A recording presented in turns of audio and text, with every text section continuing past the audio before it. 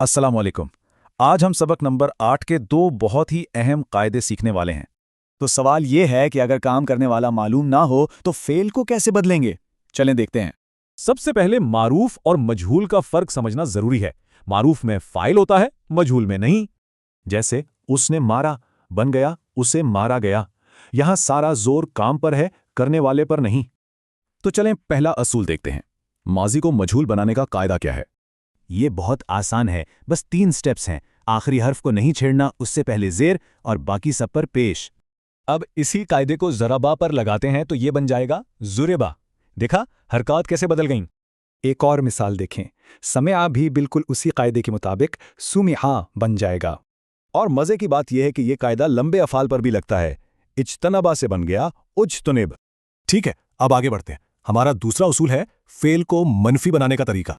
Fail मनफी मतलब सीधा साधा है कि कोई काम नहीं हुआ या नहीं होगा। और उसका कायदा तो बहुत ही आसान है, सिर्फ एक लफ्ज का इजाफा करना होता है। जी हाँ, बस फेल से पहले माँ या ला लगा देना है। जैसे माजी के लिए हम माँ लगाते हैं तो फ़ाला बन गया माँ फ़ाला। और हाल या मुस्तकबिल के लिए ला इस्तेमाल होता है, जैसे यफ़अलू हो जाएगा ला यफ़अलू। तो चलें जल्दी से दोहरा लेते हैं कि सबक 8 में हमने क्या सीखा। याद रखने वाली 2 बातें, मजहूल के लिए हरकत बदलनी है और मनफी बनाने के लिए सिर्फ माँ या ला लगाना है।